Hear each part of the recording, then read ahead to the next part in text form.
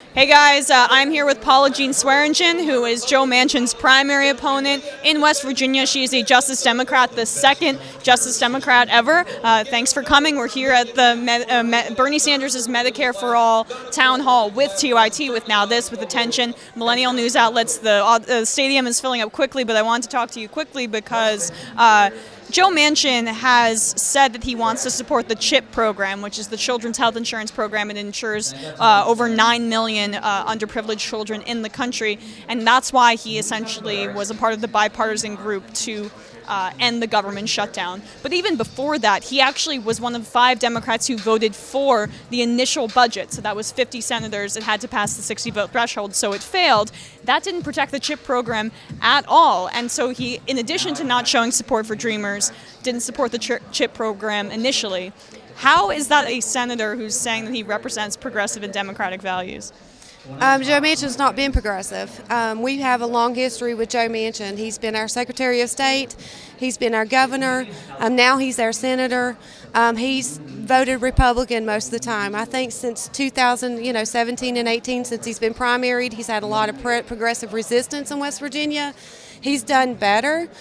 He promotes CHIP, you're right, but then he did what he did, so it makes the people of West Virginia question. We actually had some people meet with him last week, some activists, and he said that he wasn't going to get behind the Dreamers because we have less than 200 Dreamers in West Virginia.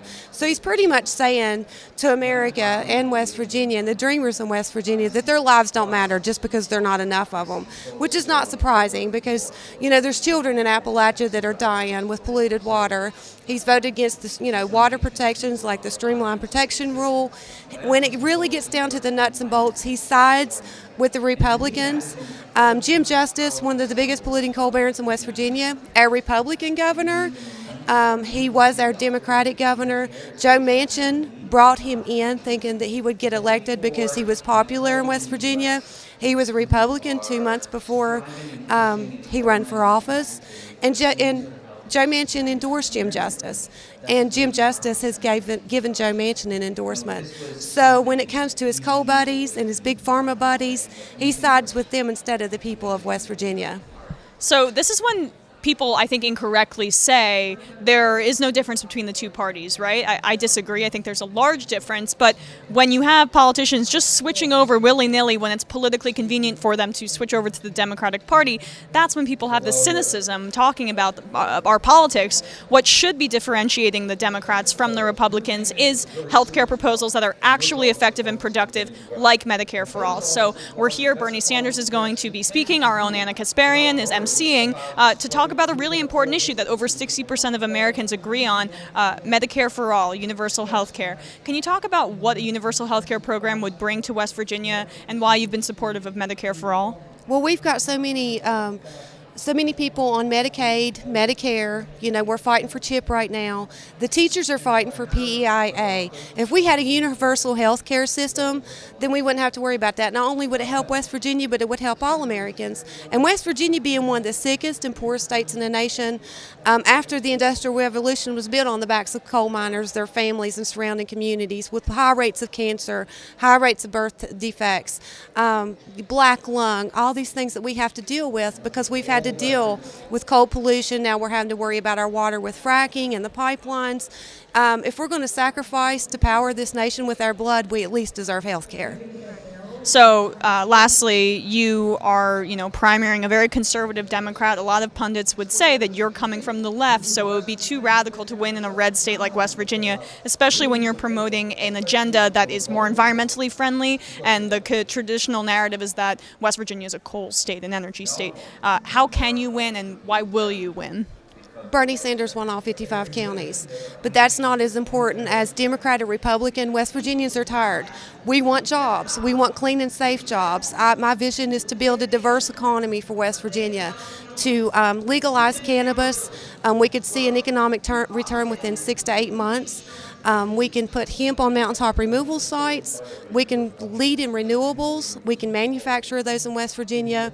We can utilize hydropower, thermal power, all kinds of things that we need to do. And my vision is to bring a diverse economy instead of a singular industry-based economy. My opponent has called our state the extraction state, but we're mountaineers. It's the mountain state. And we want jobs, we want health care, we want good educational opportunities for our children. And West Virginia's fallen last for way too long. And I'm not in this for any type of notoriety. I never thought I'd run for office, but you're seeing all over West Virginia now where people are running from a local to a federal level because we're sick and tired of being collateral damage in West Virginia. We want basic needs. We want basic human rights. And why I'm going to win in West Virginia is because I know what those struggles are. I know how it is to balance a checkbook. And I've drank polluted water, and I know what it's like to worry where my next meal's going to come from when the market for coal is down. And I know what the worry is to worry if my family members are going to come out of that mine. I know the worry of and felt the pain of burying my family to the coal industry. And the people in the other part of the states do not want to go down the same path we have in the coal fields. And I think we woke up. Bernie Sanders woke us up, but we really woke up when Donald Trump was elected. A lot of people voted for Donald Trump because after Bernie, the superdelegates sided against the will of the people in West Virginia, and Bernie Sanders didn't win the primary because of what happened with the Democratic Party. They voted for Donald Trump because people are starving. It's not that they're bad people. West Virginia, we have some of the most hospitable people in the world. But when you worry where your next meal is going to come from, and you're divided for basic human rights like clean air, clean water, and food. I mean, the basic needs. It's not the divide that it used to be, and we have woke up, and we're going to fight back, and that's what we're doing.